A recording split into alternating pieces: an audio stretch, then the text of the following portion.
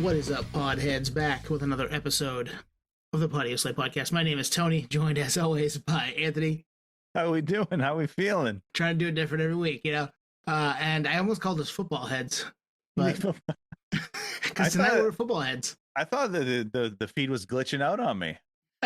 Nope, I'm here. I was just changing up the intro, the same thing I do every week, but changing it up a little bit. And yeah, I almost called us football heads because we had Footballhead on tonight, and we've had this great stretch of interviews, right? Just bands coming on, talking to us about, whether they've got new records coming out, reimagined old records, or just in the middle of kind of cool stuff going on, like playing Riot Fest. Dude, it's been a stretch. And it's been, I was just, sometimes you pause and, smell the roses a little bit. We had Pat from Restraining Order last week. Before that, we had Ryan and Kaylin from Acceptance. Max from Spite House rejoined the pod. Who else we have? Anthony and Chris, another Anthony from The World's a Beautiful Too many Tonys, baby. And then before that was Dave from Fireworks for an all-time convo. Kerosene Heights in there. Like, the train is fucking rolling, dude. It's rolling. And we have another interview next week, too. So it's been a whirlwind. As Newfound Glory once said, it's been a summer. And now we're into the fall. But I say it's all downhill from here or something. That, too. And they might say that, too. And that could be us. You never know. But as we're, the leaves are changing and it's the fall now, but it's been a summer. We had a pretty wild and fun bunch of interviews over the last 6 weeks or whatever. So speaking of Footballhead, who's your favorite all-time band from Chicago area? Probably the Pumpkins. Pumpkins, yeah.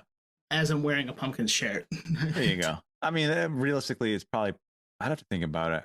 I was going to say, do I like Fall Out Boy more than Pumpkins? I don't know. It depends on the record. Might. I don't, but that's not a knock on Fall Out Boy. They're awesome, but I'm more of a Pumpkins fan than I am a Fall Out Boy fan. But yeah, Chicago has a rich history, and Footballhead is making their way in that rich history, and we get to hear about how they started and all of the bands and things that they did beforehand that led them to this point. And we get the Wikipedia wasn't there, so we made it tonight with the boys from Footballhead, with Ryan and Snow, who are poised to do big things here in the coming year, in 2026. They got a lot of stuff percolating at the moment, but they just played Riot Fest a couple days ago. We're talking it's about a week after Riot Fest, and they were awesome. This is just a blast. Great time. And you'll hear it. I don't know how long the episode's going to be, but we got into it and we hung on after. They participated in episode 300, which I think we teased. I don't even know what we're going to tease it at some point, but they're part of it. But yeah, I would say, as we say, if bands were stocks, I'm buying options. I'm buying call options. I'm buying futures of Footballhead. Me too. Ryan and Snow, great band dynamic. Like I can tell that's a fun band. We didn't meet the other members, but like just those two in the mix, it's a good time. Like in the van or the bus, like and just writing music. Yep. Absolutely. Yeah. Just a lot of fun. And this convo was a lot of fun. We laughed a bunch. We talked a bunch. We talked about all kinds of different things. And if you're curious about Footballhead and you haven't heard them yet, you should go check them out. And if you're new to them, if you're new to us, thank you for checking us out. And we're excited that you're here. And there's a whole, like we tell them, there's a whole bunch of episodes in the back catalog of bands that there's got to be something back there you like. So you should definitely check it out. But we just named off 7 of them. Oh, there's plenty there. Oh, yeah. And they fit right in. And I think I say this near the end of the interview, but if someone asked me what they sound like, I don't even know if I could do it justice. I would just say, hey, go listen to it. If you like us, go listen to it. It's probably in your wheelhouse. And this episode, I would say, as we like to say, it's a Podioslave special. This is from the very beginning through present and get into like everything Tony said. So as we like to say, you want to get into it? Let's get into it. Ryan and Snow of Footballhead. All right, we got Ryan, we get Snow from Footballhead on the podcast tonight. Fellas, how you doing? I am excellent. I feel really good. I'm off the Coke Zero right now, so I'm I'm shaking. Yeah, we have a variety of non-alcoholic beverages then too. I have the Aldi brand carbonated water, and then the Pedialyte sugar-free is in this Gatorade bottle. Oh, so nice. Sounds horrible. Sugar-free Pedialyte sounds awful. It might be like low. I saw the powder packet was like 15 calories. Snow's actually influenced me and a variety of lifestyle choices, including that of like low calorie or no calorie beverages. And for some reason, I'm a sheep and believe they taste just as good as the normal ones. So Yeah. there's a new addiction there. Well, it's just getting used to it, right? I mean, that's a big piece. If you do it a couple times and you're like, I don't remember the other way, I'm just going to stick with this. Yeah, it's a lesser evil for sure, I think. It's always awkward asking that question because we chatted for like 10 minutes before we started recording. It's like, Yeah, how you I guys know doing? how you're We already doing. know. Yeah. I know how exactly. you're doing. What do you mean? How am I doing? How dare you? So we caught up for like 10 minutes before this. Tony, do you want to ask this question? Do you want to? Yeah, I'll ask it. We do a game. Yeah. We've done a game off and on throughout the podcast called Band Name Real or Fake, and we'll ask each other. Like one of us will come with like 15 band names, and we'll say, Footballhead, band name, real or fake. And you guys came up, and one of the times we did that, and we listened back to it to make sure we didn't, make fun of you guys or whatever. We didn't. We're like, they're probably cool. They're awesome. And then we started listening, and we were like, they actually are. This band is awesome. So the name worked for you guys there. I guess is my point. But that's such a random way to find a band. Is like we're looking for band names that maybe could be misconstrued as not real. And nowadays there's a million of them, right? But yours came up, and we're like, let's do our homework. Let's check these guys out and see if they're any good. And sure enough, you were. And we're like, maybe we should have them on. Wait, so that's like legitimately how you discovered our band? About a year ago. Yep. About a year ago, we had. To be honest with you, I think we saw the band name on Spotify, and I was like, all right, that's unique. Like I'm drawn to it. So then I kind of went down like a Spotify deep dive, and I was like, wow, there's a lot of like sports themed bands. So I based all of that around sports. So I think Footballhead was in there. I made up one. That's part of it too. We make up. There was one I made up called Sports Etc. or no, Football Etc. something, and then I threw Sports period in there, and we were like, I bet they're cool. This is before we even listened. We were like, I think my guess is they could be on Run for Cover Records. Like that was where we left it. And we listened back and it was like, okay, it was very neutral. It was not derogatory or anything like that. But that is literally how we found you guys about a year ago. The thing is, it can totally be derogatory, and that's fine. Usually when people ask me about like, oh, like how did you guys get your band name? Like I will literally be like, if I will tell the person like, if you like the band name, I came up with it, but low key, if you don't like it or you think it's whack, Ryan came up with it. I always say that, like, there you go. Yeah, and that's my true answer. If you want to listen to that episode, I forget the number, but the episode theme was like, this band changed my life or something. And then we started the episode with band name Real or Fake. So if you're listening to us, never checked us out, go back and see how we did with that whole segment. Want to turn into this conversation. Yeah. Dude, you can guarantee that we will do that. Yeah. I made it a video on YouTube too, I think, with like points on the bottom and everything, and I think I beat Nate, and that's all that really mattered to me that night was that I won because I'm super fucking competitive. There, I did it. I swore early. So. Yeah, first one. Oh. But yeah, a random way to find a band, and you guys have come up a bunch since. Like my algorithm will spit Footballhead at me all the time, and I'm like, sick. All right, and then we were talking about bands to have on, and we're like, let's see what they're doing, and then we DM'd you guys, and we're talking to you right after you played Riot Fest, but like, well, let's do it after so we can hear how that all went. But do you guys just want to dial it back a little bit first? Sure. We looked on the internet, tried to find some stuff about you. Like, let's be their Wikipedia page tonight. Let's find out a little bit more about Footballhead because there's not a ton out there on the internet, So yeah, we got to do like you ever seen like a Gromid Loudwire where they do like the Wikipedia fact or fiction? Like I've always wanted to do one of those, so maybe you could just make some stuff up too. We've got some questions. We got some questions on the early days, both as just music fans and then how the band formed and all that fun stuff. But give us some of your early music memories. Like what got you kind of into wanting to be around music? Sure, I mean, like my earliest memory of like, I guess like rock music. I suppose like the most applicable thing would be when I was probably 3 or 4 years old. Now that's what I call Music 3 came out. It was like a yellow disc. Yeah. And it had What's My Age Again by Blink 182 on it. And I don't know, something about it. I was like, this is maybe the best song I've like ever heard. It was like that. And then weirdly enough, like whatever Ricky Martin song was like big at the time, I was like, these songs are amazing. And clearly the Blink thing stuck with me for a lot longer than being really into that one Ricky Martin song. Yeah. I would say that's like my earliest memory of being like, holy shit, like music is sick, and rock music specifically is so cool. That and like really early like PlayStation 1 extreme sports games. I used to play this game 3 Extreme a lot, and Street Skater and Tony Hawk Pro Skater. Like games like that were huge when I was super little, you know, in terms of I guess like the greater influence on me digging guitar music. So is that where you learned how to swear? It's about the time that bitch hung up on me. You're like 3. Yeah. You're like, I fuck with exactly. this I was hard. like, oh yeah, that bitch hung up on me. You know, me at 3 years old, like I really felt it. You know, Yeah. I think those are edited. The nows, yeah, those are. You could still tell. You could still tell. Yeah, yeah. Funny enough, Snow, I have a memory of hearing that song for the first time too, and it was in a 411 or 411 volume video, the skateboarding videos. Like, I have an older sister who would like she like had a skateboarder boyfriend named Jesse, and he would come from the skate shop with those videos. And at the end credit of one of the videos was My Age Again plays, and I was like, you know, it was like fucking heroin for a Yeah, yeah, 6-year-old or whatever. absolutely. So fucking cool. First music memories for me, my parents listened to a lot of like 60s and 70s music, and then a lot of like country music at the time.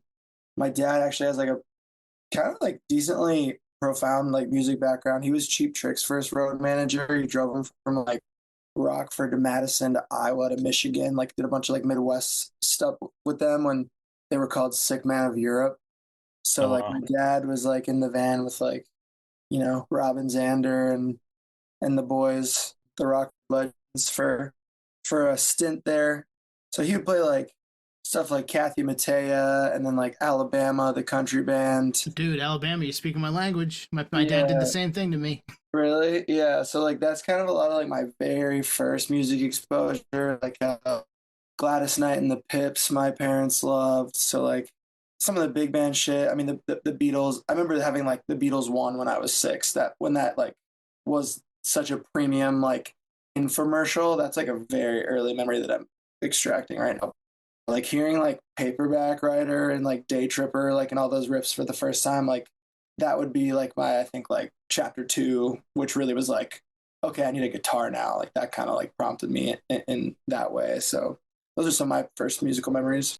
Did he tell you all the Road Dogg stories? And you're like, I want to taste some of that, or what?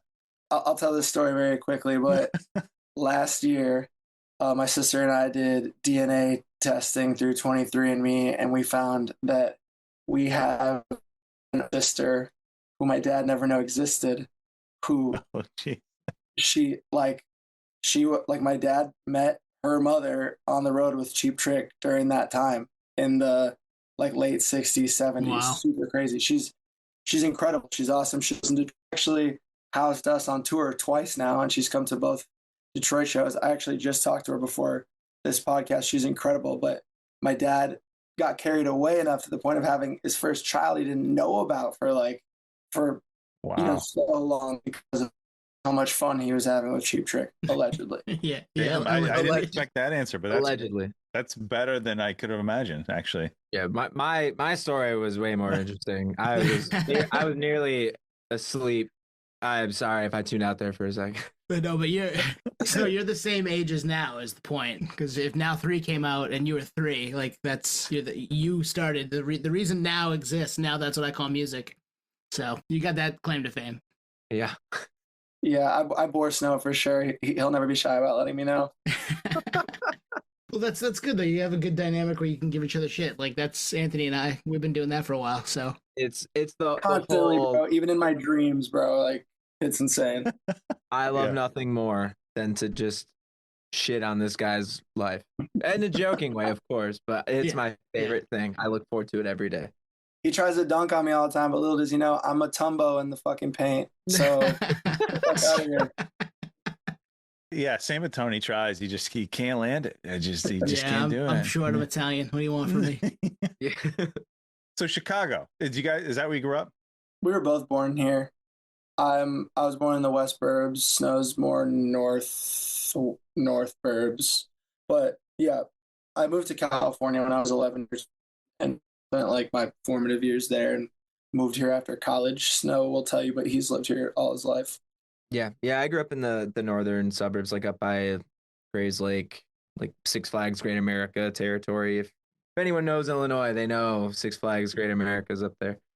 And yeah, I lived in Chicago for a few years, and now I'm back in just the suburbs again. So like that early exposure to music, did that continue? Because like Chicago, I mean, pretty like some big names, right? Ministry, Fall Out Boy, who else? Smashing Pumpkins. There you go. Smashing Pumpkins, Rise Against, Local H. Local H. Yeah. Yeah. Hell yeah, loudest show I've ever been to. Local H. There you go. Local H. Yeah. Your ears are still fucked.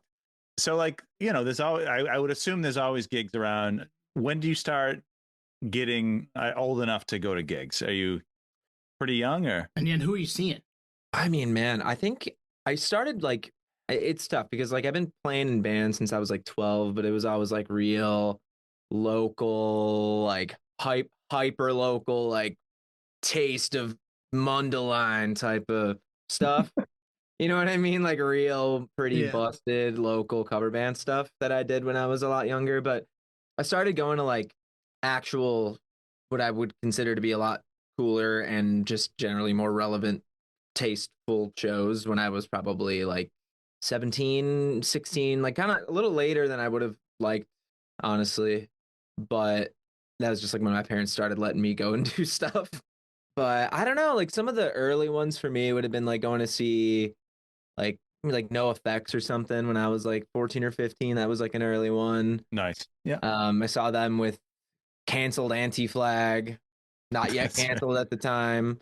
And damn, who else did I see in those days? Like Nothing, that shoegaze band. I saw them, I think, in 2017 or when I was 17. Sorry, so like 2013.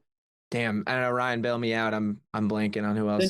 Didn't you? Because you're from the same area as Chevelle, right? Didn't you see Chevelle when you were really little? No? Oh, dude, yeah. Chevelle's from there. Yeah, Great. Chevelle's from Grays Lake. Yeah. But yeah, I've seen Chevelle before for sure. Like in those times, yeah, I've seen Chevelle. This band Sworn In that was like pretty big in the Warped Tour scene was from my area too, and I saw them a bunch. Like I was going to like DIY shows and stuff when I was like 14, 15. And I kind of forgot about that until now. But it was like mostly like local hardcore, like nothing really notable or that I could recall other than maybe like bands like Sworn In or Barrier, Kingmaker. Yeah. Yeah, your That's experience cool. is different than mine because you have you were so disposable to Chicago. Like I feel like that's just like so sick that you as a kid could like hop on the freeway and come down here, like see some shit, you know? Yeah. It was just a thing where like my parents were like, when I was like 16, they were like, "You're definitely not going to drive by yourself to Chicago and do it." Yeah, right. We don't have an equivalent. I mean, we're 2 hours from Boston, but my parents weren't letting me drive to Boston at 16. I mean, that came a couple years later, I think. But yeah. I was living where I was living too. It's like a solid hour with no traffic to Chicago at that time. So like, definitely, yeah, it just wasn't looking good for my social life in the city until I went to college in Chicago, and that's when I was 18 through the rest of my life I've been pretty active, just constantly back and forth or living there. What did you Ryan, you were in California for a little bit, but what did you start seeing at an early age? What were the first kind of bands that you went to check out? Yeah, so in junior high was mad into the alternative. I mean, that was for me, junior high was like 2005, 6, 7. I'm so massive time for like in my junior high records that I still love to this day are like December Underground, AFI, We Don't Need to Whisper, Angels and Airwaves, probably like right before Fall Out Boy, Infinity on High. I'm trying to think of some, like those are all bangers. Dude, Yeah, for sure. Like Warped Tour Explosion, like Paramore Mania. I remember 2007, so I would have been 14. One of my best friends, Remy, at the time, his stepbrother, Trevor, took us to the Pomona Warped Tour date, and I saw like fucking Killswitch Engage and Circus Survive, and I saw Throwdown, which is super fucking sick. I just saw like a bunch of sick ass bands, and that was kind of like my first time seeing like the phrase you spoke earlier, Snow, like relevant music to the time. But that day for sure changed my life, and like I played in high school bands too. Like we sucked ass for sure, but like we would do. I saw you have a Queens of the Stone Age poster behind you. I grew up in the desert, like that desert. I went to the same high school. I mean, 20 plus years later as Josh Homme. Awesome. But yeah, so like a lot of the fun you have to make is fun you create yourself, right? So like backyard shows, like in the desert, like DIY shit. There was a coffee house called Ignition in Palm Springs we would play sometimes, but my band would get hit up on MySpace and shit, and we'd go play Chain Reaction. We'd go play, which is fun because me and Snow just played Chain Reaction like in June Great venue. with Footballhead, and it was super sick. With that was a sick ass show. One Step Closer and Bleed and Did you put your World shirt of on the Pleasure. wall? Is there a Footballhead shirt on No, the wall now?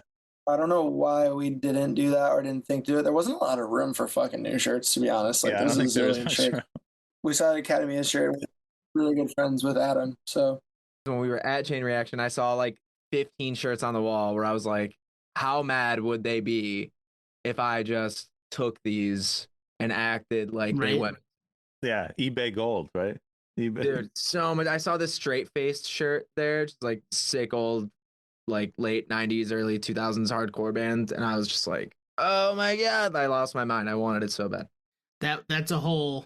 I had a bunch of shirts as a kid that I wish I had hung on to because they're all worth, triple digits now. I'm like, why didn't I save them? Because like they were larges and I'm not a large anymore. I'm an XL, but like I should have just hung on to the fucking shirt, Yeah, dude. So much. It's like, it's one of those things when fads or like, when trends come and go, I don't know what it is that possesses us to be like, I gotta let that go entirely. I have owned so many sick things in my life. Like, even when I like sold my first PlayStation 2, like, why did I do that? Why did I do that? It's like the best game console of all time. And I threw it all away for what? For Uncharted? Like, who cares? Yeah. You traded in for $2 at GameStop. Yeah. Yeah. Like, come on. It's not right. Well, we love asking the live show question because I know I'll probably speak for you too, Tony, but like when we got into music, just listening to it, that was one thing. But then when you can go see him live, like for me, it was probably, I think the first show I saw was when I was like 15. That it was like a whole different fucking world. And it was like, I have to get to the next one.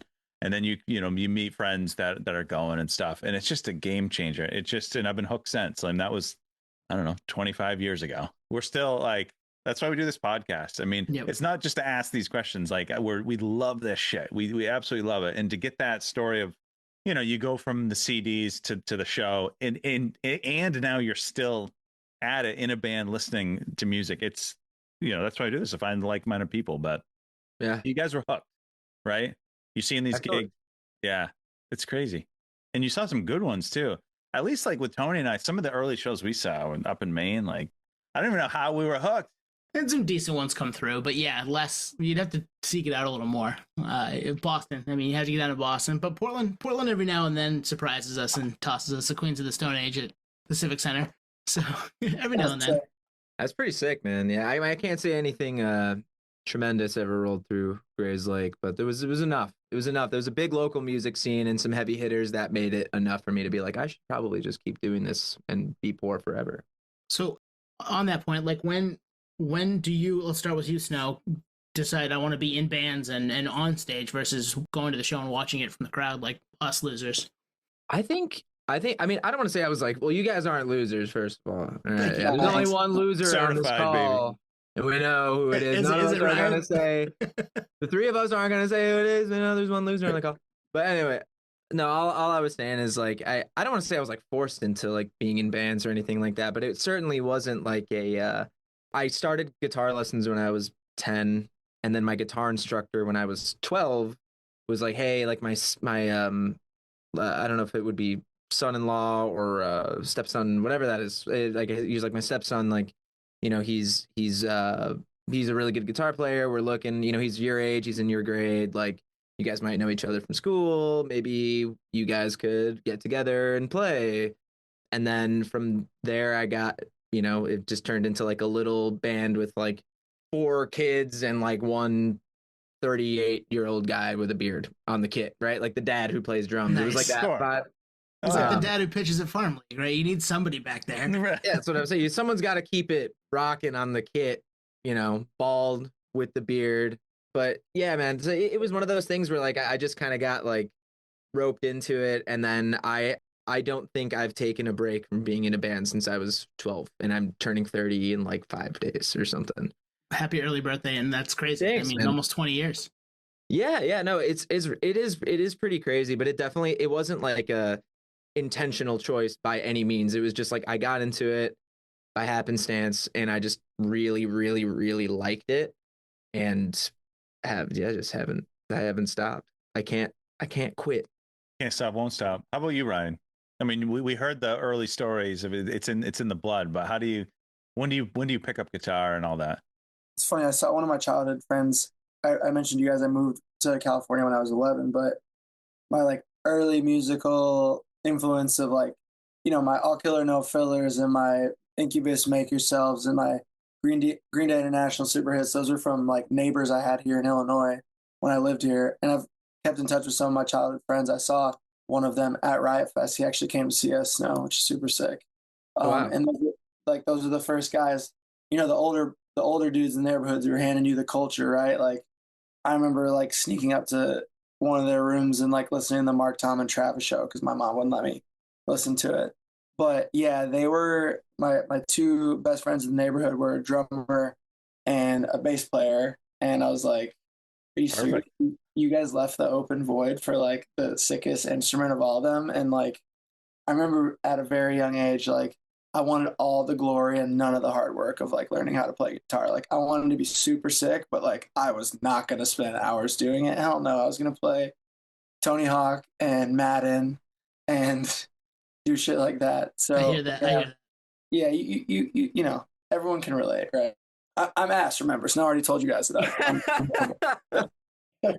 Yeah, but then I remember like a neighbor had a yard sale down the street and there was like a Ibanez G10 like black guitar, and I was just like, Dad, come on. And he bought it for maybe $50, $100, and that was my first electric guitar for a long time, and I'm still pretty much just as good as I was then, and that was like 2001.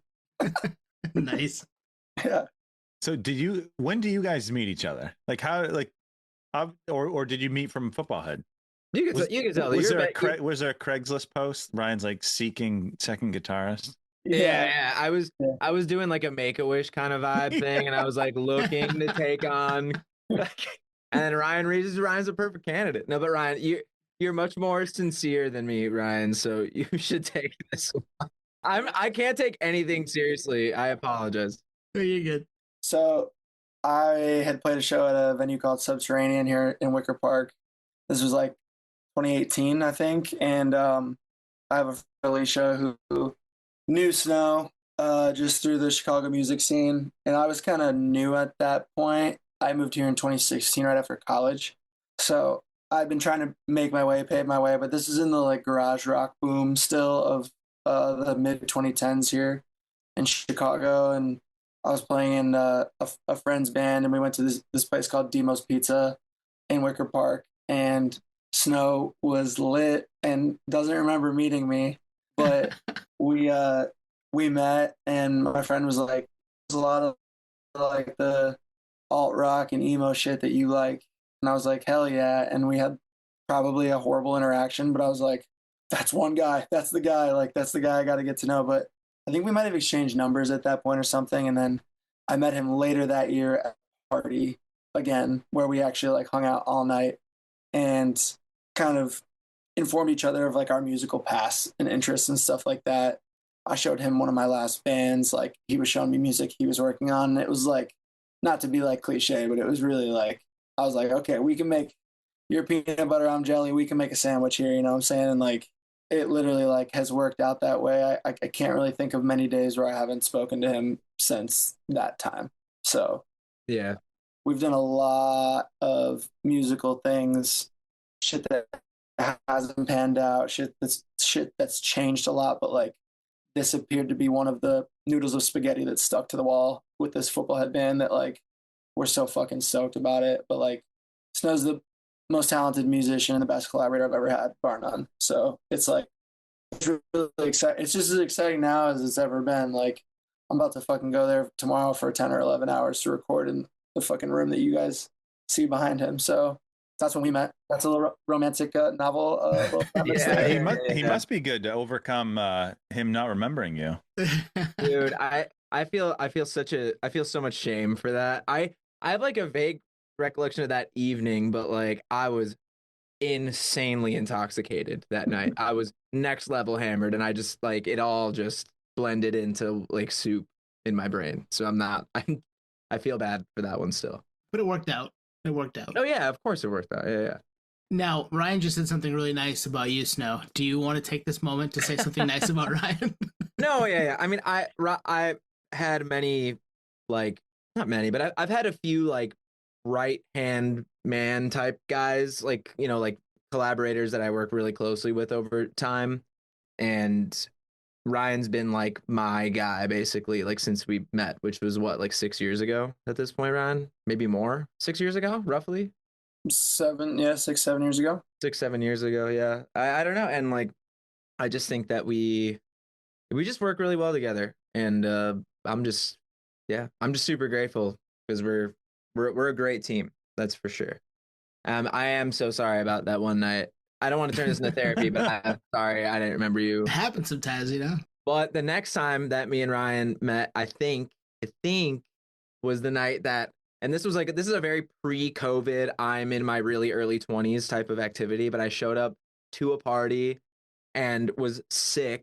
Like I had like a brutal cold, which I would never go to a party now with a cold.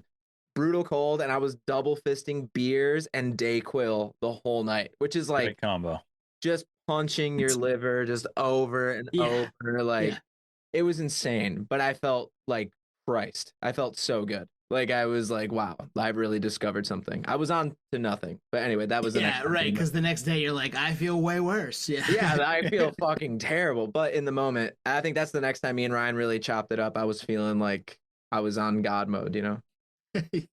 Yeah, that's correct. So you guys, you don't hit it off initially, but then you hit it off. I'm sure you start jamming. Eventually, it leads to the first Footballhead show, and maybe who knows if you even called Footballhead with the first show. But take us. What was the first Footballhead show like?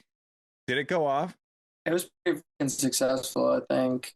Yeah, when we started recording Footballhead stuff, I guess I'll lay a little bit of the prologue. Like, we have a whole record of an unreleased project called Spitball. I know that this band's called Footballhead, so it's funny that there's ball in both names, but that was kind of like this really like semi-charmed life, third eye blind, 9 days story of a girl sounding like pop thing that we were doing, which is kind of sort of the sound of the first EP that we have.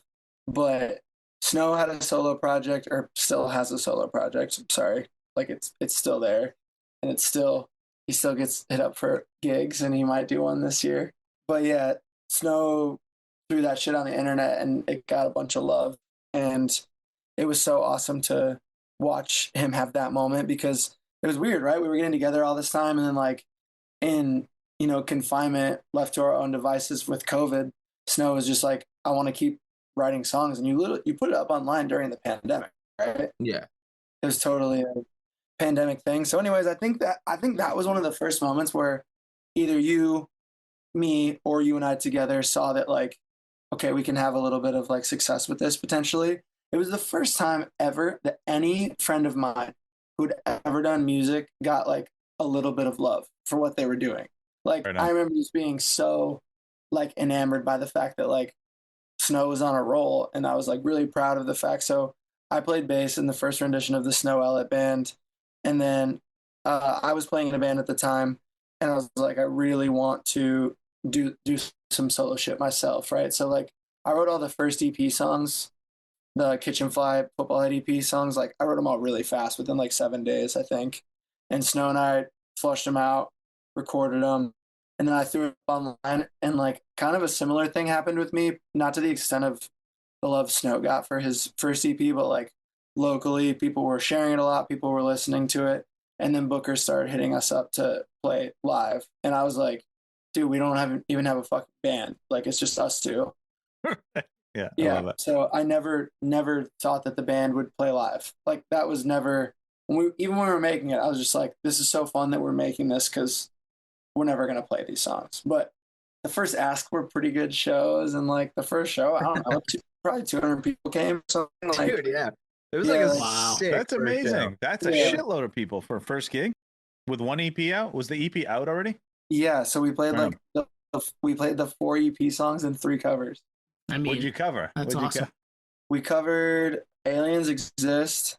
We covered Nine is God by Waves. And we covered, dude, maybe it was only 6. It could have just been 6 songs. Oh no, I think there was a song, Snowball, that came out next that we had like learned that song. So like Snowball wasn't on the first EP, but it was the first like single post EP. Did that really happen? Did we play that at the first Footballhead show? I don't know. Adrian would know. Yeah. Ryan, is that you on the Snowball cover? That's my face. Yeah. That's you. Okay. Yeah, Yeah. I was looking at it earlier today. I was like, I think that's Ryan, and I didn't make the connection that maybe it's named after you, Snow. Oh shit! That's hilarious. I also would never have thought that until now.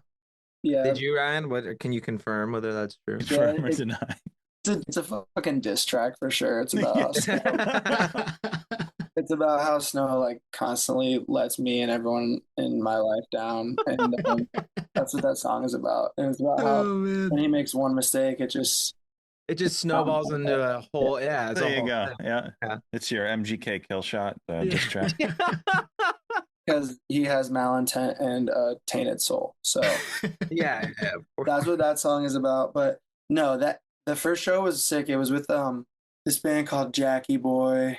I think they headlined, or maybe we headlined. Honestly, because the show was in Chicago, I think Alicia, headlined.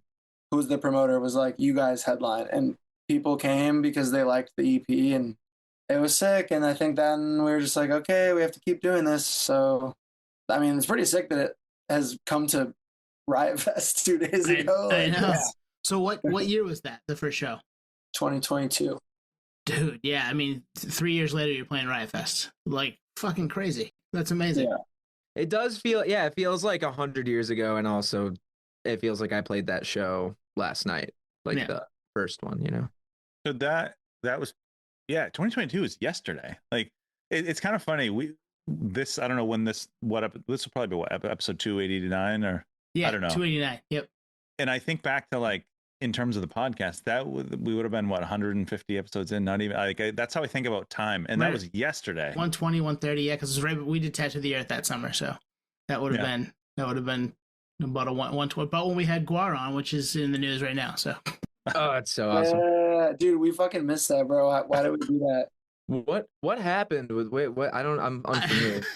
they did a bit they've done for years. They bring public figures out and mess with them. I'll leave it. People can go find it on the internet if they want to, but Okay. Use your thumbs and Google it, people. it's there. And they've been doing that since the late 80s. We had Blothar Guar on. They've been doing that shit since like 85 or 88 or whatever it was. Sure. So Yeah. I mean, they're Guar. I think that's what they do, man. that's what they do. Yeah. Yeah. So you got that first gig went off. I mean, honestly, 200 people.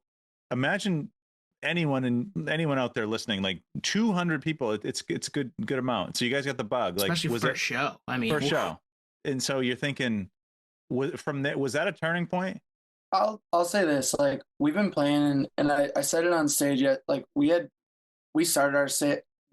Unfortunately, the stage management 2 days ago at Riot Fest was they were running into some trouble with just their setup and turning over sets and whatnot. So we started our set maybe 6 minutes late.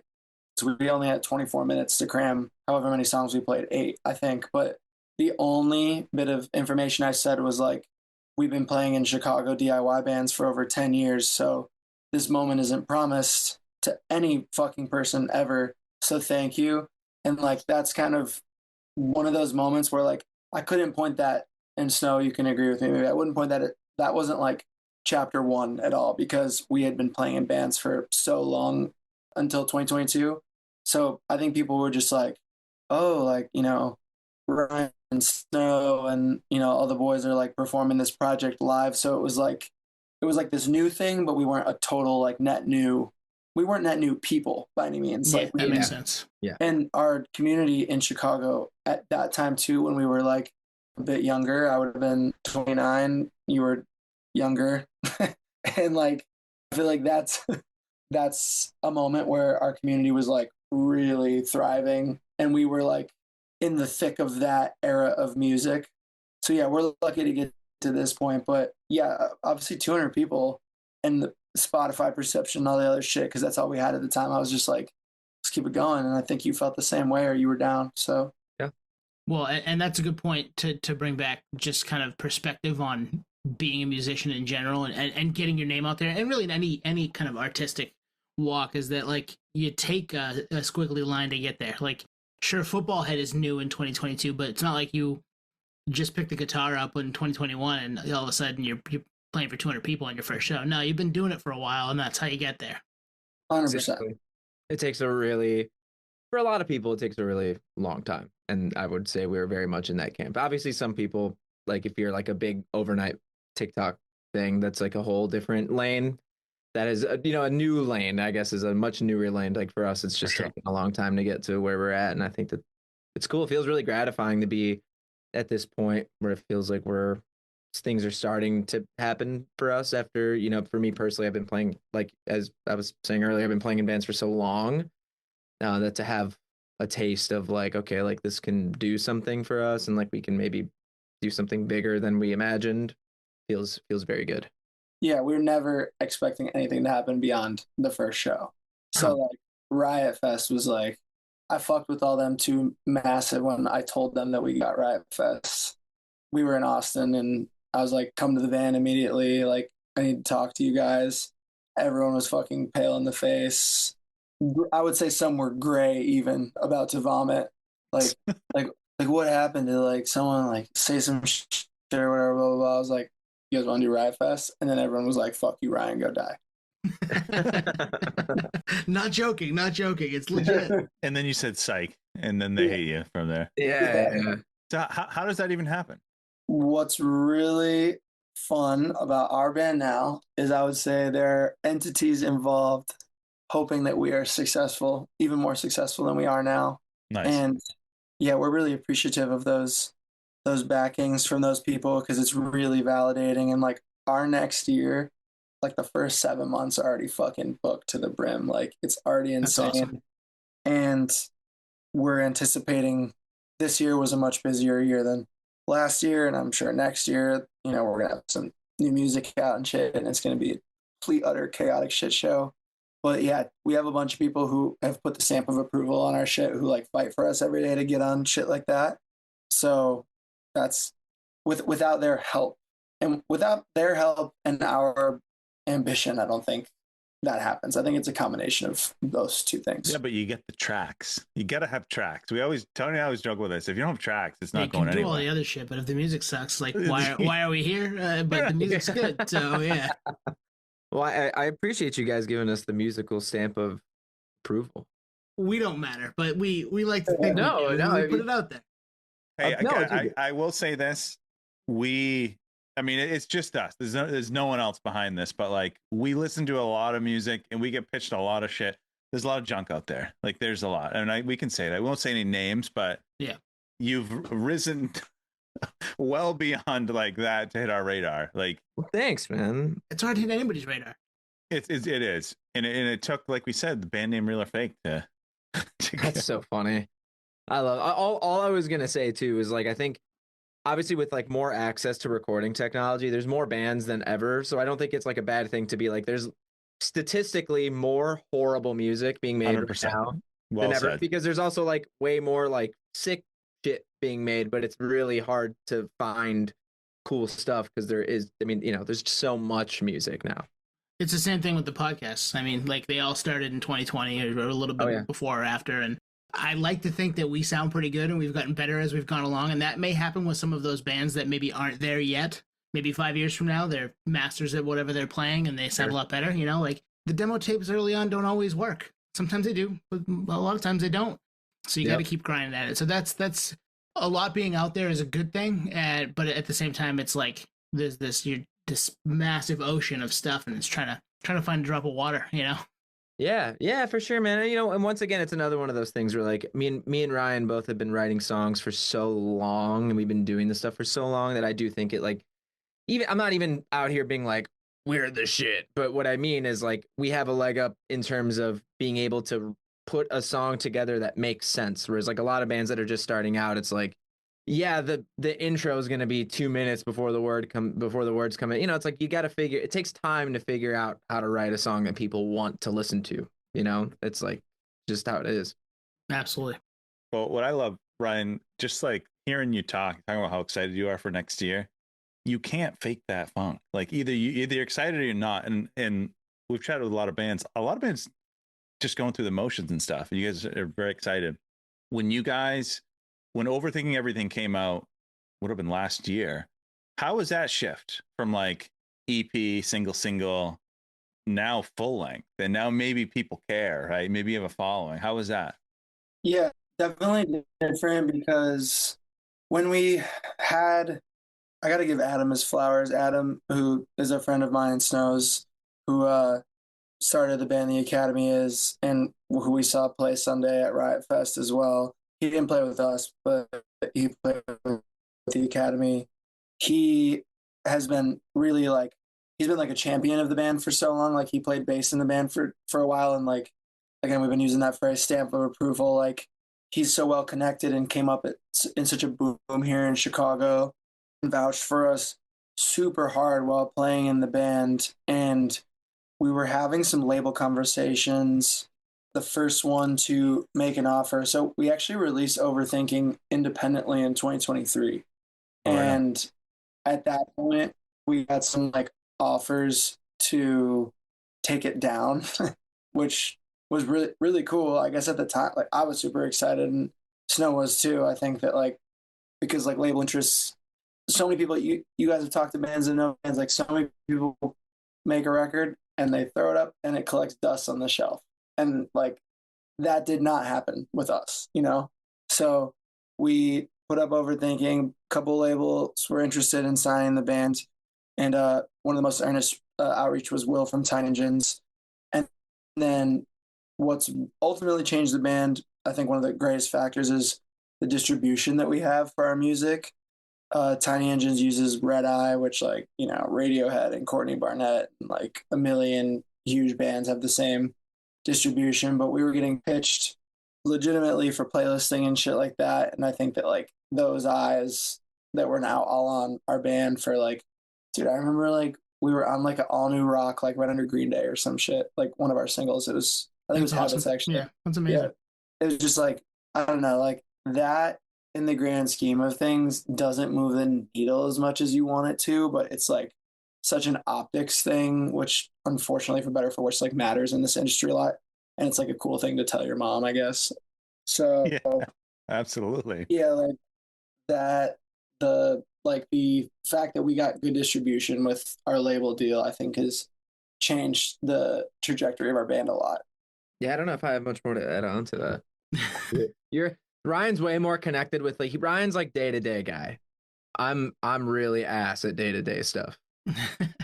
Well, everybody's got their like lane they fall into, right? When you start doing something creative like that, whether it be music or whatever, you know, you're Ryan's good at the day to day, like you're good at some of, you know, whatever your lane is, and some, like I do a lot of the audio editing. Anthony does a lot of the visual. Like you find those things that you're good at and that you like to do and jump in on. But that's amazing that Tiny Engines took notice. You guys re-released it with that, and then obviously put out more later last year. Which, I mean, that's a big year to put out two, like a full length and an EP in that world right there. It's hard to tell what's an EP and an LP nowadays, but you know what I mean? Like you put out 2 releases last year. That doesn't happen a ton with bands, and you guys seem to be super active right now. So you must have a lot of like ideas flowing.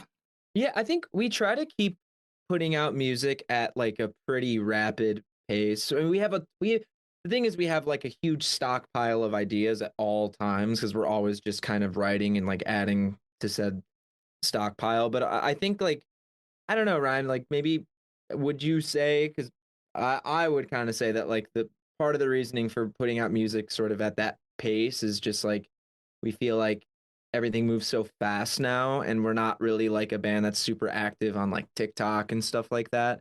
So we're just trying to kind of keep up a little bit with like the pace of the world. Yeah. And we have all these ideas, right? So it's like, you know, we like these songs. So it's like, okay, like even though they might not have the shelf life that they would have if we were putting this out 20 years ago, like I think it's okay because we're really proud of it, and we put it out, and Ryan gets really big ideas like let's put out an EP but call it a mini album, and that's like a really awesome cool thing that I like mini album better than EP, honestly. That sounds cool. I know. I just another way for me to rag on my good friend. But I like it. I'm on your side, Ryan.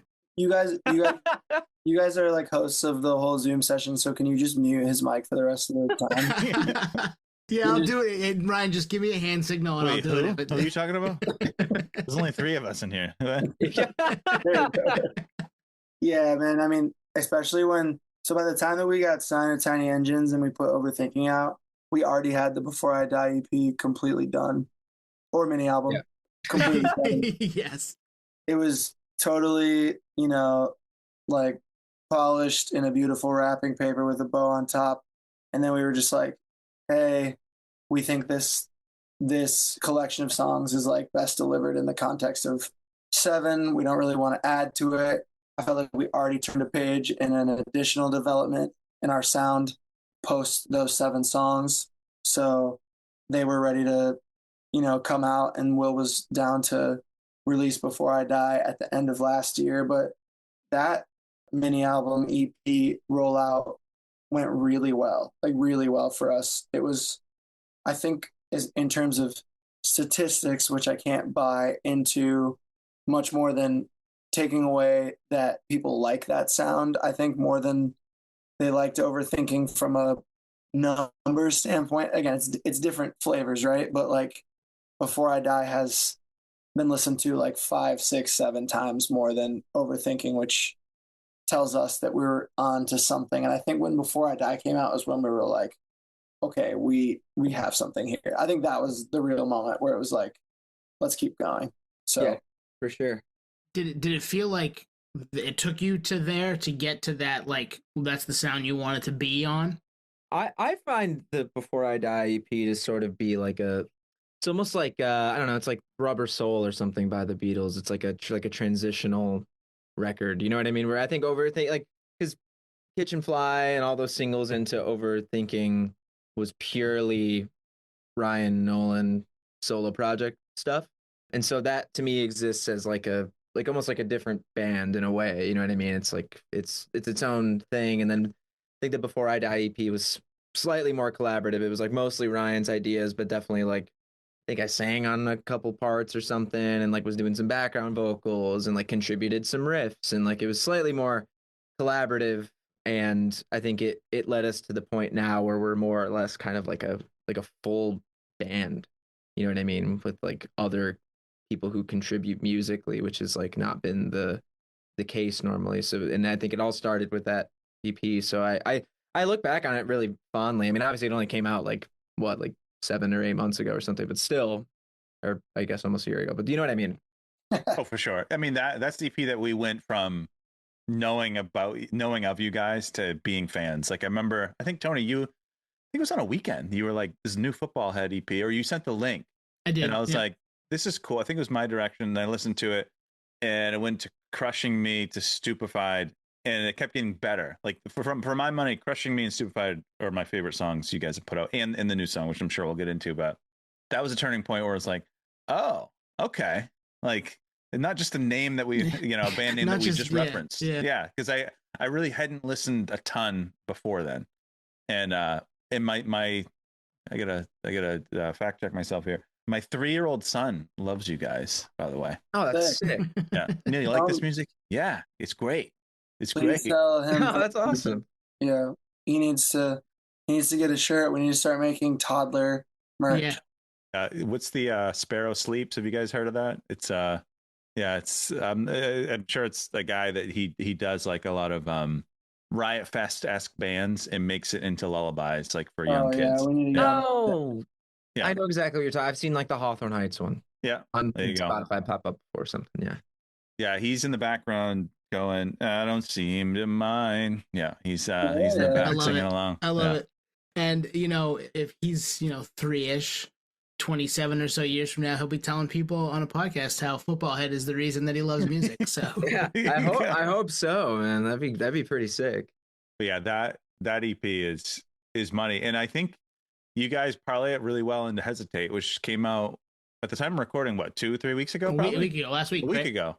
Yeah, Tony's like, have you heard the new song? I'm like, I haven't. Work's busy, man. Lay off me. Get off my back, dude. I put it on our socials because as soon as I heard that it was out, I was like, oh, I gotta listen to that. Okay, yep, let's put that up. Oh, thanks, guys. I mean, I'm really proud of that single. I'm really stoked on it. I think it really exemplifies the direction of the band in the future. It's our best song, I think. It's just like, I don't know, especially just we adhere to pop formulas so much. We'll never throw a bridge into a song if it doesn't need it. We won't even throw a third chorus on a song if we feel like the song does not need the third chorus. But with Hesitate, it's just like a pure blood pop composition that I think has so many flavors of music that's inspired us. And I think you'll hear that so much on the next record too. Like just the blend that is uniquely us.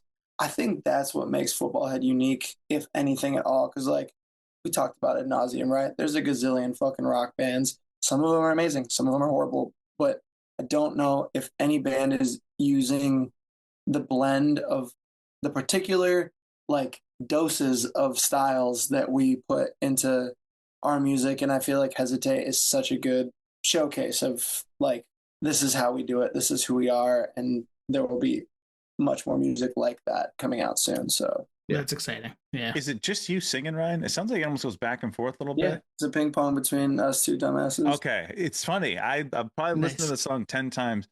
On my way home from work, I put it on. I was like, I think there's a little back and forth going on. And it took me a little bit to hear it. Yeah. You're like, there's Ryan. Yeah. Who's that? But it's close though. It's not like guy. Like it's not like Linkin Park esque. You know what I mean? Like it's not as it's yeah. relatively maybe similar. not so extreme.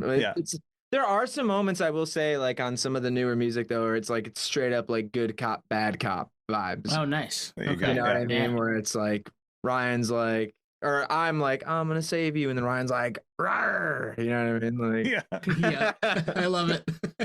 Who does the screams? Is it you, Ryan? Ryan. Yeah. Does that feel good to let that out live? Yeah, what's crazy is like whatever that would be, recording Before I Die, and when Snow was recording my last band too. When Snow was recording my last band, that was when he sort of unlocked that like I had the scream gene in me. But with the Footballhead Before I Die EP, when we did All for What, like I just like let it rip, and it's crazy. Like I'm not gonna call myself like a lifelong screamer. I haven't been one, but like I have a really good controlled scream, and then I have like a guttural one too. So I have like two in my bag that I like to whip out, and for some reason I can like I screamed for 26 shows straight on the One Step Closer tour. That was 26 shows in 35 days or whatever it was, and I was like, dude, speaking of losing sleep, like every night I was like, fuck me, I'm gonna blow my voice out every night. But like we have decent remedies, and the scream thing is super sick. Like screaming at Riot Fest, I was like, this is like so dope. That's awesome. Dude, Yeah. Ryan is seriously just crazy naturally gifted at screaming. I can't believe how good he is at it. It's insane. That's exciting. It's from screaming at you to, play your part right, and yeah, exactly. Write the next hook. Yeah, he's yeah. That's exactly what it is. Honestly, I don't want to get into it because I'll start to cry, but Oh yeah, this isn't therapy. Remember? Yeah. Actually, it is. It's a form of therapy, right? We're talking about stuff we love, so that's true. Yeah, there's worse ways to spend an hour and a half, right? Oh, dude, I'm having a great time. Sorry that we're probably just yapping. No, this is great. This is great. Okay, good. So you mentioned new music. Obviously, we have Hesitate that's out, but how close are you? I mean, you don't have to break all the news, but if you want to hint a little bit at some stuff, that'd be great. I think in 6 weeks' time, we will know exactly when we're going to get a bunch more new music. Is that a fair answer, Snow, you think? I think so, yeah. To be fair, I also pushed it onto you because I have no fucking idea Yeah, remember Ryan's a day-to-day guy. But yeah, I think that exciting, is guys. fair. We are working on it. As to like the release time, we are genuinely still figuring that out. But it is being made, which is really cool. That's exciting. And it's like, so I mean, it'll be obvious to you, and shame on me if you guys feel differently. But like, the new music is just, it's raising the ceiling much higher than it's been so far, I think. So this is the thing with the football head formula, and I try to like, I don't know if I've ever said this publicly, Snow, but like we play for like the cool hardcore kid in streetwear who lives in Wicker Park, and he's doing stage dives and he's swag the fuck out. We're also playing for the kid in the suburbs with the Elmo hat and the Angry Bird shirt, because like both those kids are important to us and both those kids are us. So I think there's a lot of, I don't want to use the word pretentious, but I think there's a lot of like heavy music nowadays made by young bands that like maybe just like kids who are living in suburban towns or rural towns don't really feel like it can be for them, or like they can't really grab onto it, or maybe they don't care about streetwear culture, or just like, Footballhead is truly for you, no matter who you are or where you come from. And I'm excited that like I think we've really dialed in that sound. I love it. And for 40-year-old suburban nerds from Maine, right? Yeah. But like seriously, yeah, dude. I mean, I do think Footballhead has like this like suburbs swag thing going on. Yeah. And that I think it's great. Like I seriously like I feel like it's like one of those things that like I grew up loving music that was very like overtly like Blink and stuff. Like Blink is so suburban or whatever, you know what I mean? But like you try to become cool at a certain point. And you're like, I'm gonna only listen to like annoying Pitchfork music, and I'm so over that. And it just feels really good to just make music that like is gonna hit in the back of like a 2002 Ford Focus. It's like Hell yeah. like that's the kind of shit I'm trying to make. Oh, it's true though. Like and we love a lot of music, and we can tell by the posters, you can tell by the bands we've had on this podcast, but it hits a 90s alt pocket that we love. It hits an early 2000s pocket that we love. It's tough to describe. I was actually thinking about it today. I was like, if someone asked me what Footballhead sounds like, I don't even know. I truly don't even know what I would say, because I would get it wrong, Because you're pulling from a lot, yeah. Yeah. Yeah, we really are. Like and that's what's cool too, is like the next record is gonna be super cohesive and sound, but like you said, like one moment we're pulling from this, and then boom, that measure ends, and it's like going into like, and again, like we're trying to make that seamless. And you guys have been really nice in giving us our flowers and saying you appreciate what we're doing, but like I do feel like that's the one unique element that we wear on our chests, is just like our particular doses of all these things that we've always loved and grown up on. I don't know if anyone's like quite putting out this concoction like we are, in a way that's super poppy and super approachable. That's what I love to Snow's point too, is like, this is not cool guy music at all. Like it couldn't be if we tried. Like we're not cool people. I mean, we're cool. We think we're cool. I mean, Snow doesn't think I'm cool. He's already stressed that. But, Yeah, he's made it very clear. Yeah. Yeah, like, if someone like, if anybody were to walk up to me, and now we're at the point where in Chicago too, we've been playing for a couple of years, and people are band and stuff, like, I'm gonna give everyone love, and anyone, people ask me, yo, are you in Footballhead at the grocery store and stuff, and it's just like, hell yeah, man. And they'll be like, I saw you, blah blah blah, and I'm like, this is different. This is gonna take some getting used to, but like, we're never gonna be those people who are, sorry, my tea is waiting in the car. I have to, like, it's like, yeah. I will not take a picture with you. Thanks for asking, though. Yeah, exactly. No, I will not sign that. You're just gonna sell it on eBay. Leave me alone. Yeah. pull the Grohl on him, man. So touring, you've got we know Ho Ho Hot Mulligan, right? You're playing that in December. Is there anything else right now lined up, or is that it right now for the rest of the year? That's all that's public. Okay, so maybe more coming down the pike. All right. Yeah, keep an eye out. Yeah, I love that we got asked by Hot Mulligan to do that, though. Yeah, I'm so stoked on that show. I think what we can say is that like Ryan mentioned earlier that we have the next like 6-7 months like kind of already planned out, and like there's we're doing plenty in those 6 to 7 months that I'm like really excited about. I can't wait to Nice. announce when we can, you know. You guys got to come to a show whenever you're Dude. down or able to. You please let us know, and we'll take care of you, of course. Hell yeah. I mean, Boston will probably be, I mean, we can talk about it after we're done recording, but Boston would probably be the closest date because nobody comes to Portland, Maine. So that's okay. Well, it's just it's a hill that I'm going to die on. Yelling, please come to my city. It's cool up here. Yeah, come to Brazil, you know. And then you get the other camp that's like, if you want it, you need to book it, Tony. Yeah, right. it Well, yourself. okay. True. All my free time. And stop complaining now. But yeah, so okay, exciting times, lots of stuff coming. Stay tuned on the Footballhead front, and we're excited that we get to talk to you guys about all of the things that you've been able to do to this point, and all the stuff you get coming here down the pike. Thanks for letting us just babble and just interrupt your day with my. It's literally all we do Love is it. babble. That's I can't why we stop. It's bad, but no, I do really appreciate it. It seriously has been so much fun to just sit and chat. This is like by far the highlight of my day. So thank you guys very, very much for. I was hoping you'd say month, but okay, I'll I take that. thought it was gonna like- say. I think you were gonna say year. And I was like, Yeah, oh, it's definitely not the height of the year. it's That's better okay. than Riot Fest. It's I better have, than the I have recording 6 sessions. kids, and this is the highlight of my life. No, seriously, not to diminish this at all. Seriously, this is like I love doing this, and I love talking about the band and love talking to new people and stuff. So this was super, super, super fun. Thank you. Yeah, thank you guys so much. I'm so sorry Snow is so annoying and disrespectful. that typically happens a lot. I regret telling him to come on with me, but it won't happen again. Okay. Next time we'll just hit you up, Ryan. Yeah, thank you so much. Well, Snow gets more votes in the band because he's on the engineering side too, right? So he gets like 3 votes. I do. Yeah. I voted to change the name Footballhead, but then we ran into some legal problems. And Don't take what was football, etc. Is that the one that you came up with, Anthony? You can't Yeah, steal that. Football, That's etc. I ours. made that That up. one's ours. That one's ours. I like that one though. Football, etc. Oh man, awesome. Thanks, guys. We appreciate it. Oh yeah, man. Absolutely. Okay, guys, we'll see you on tour.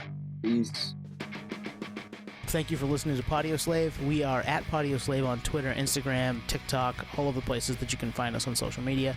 Facebook, Podioslave Podcast. YouTube, Podioslave Podcast there. Email us at podioslavepodcast@gmail.com. And hey, if you want to become a supporter, click on the link at the bottom of the episode and give us $1, give us $5. It keeps the lights on, keeps us going. We really appreciate that stuff. Thank you.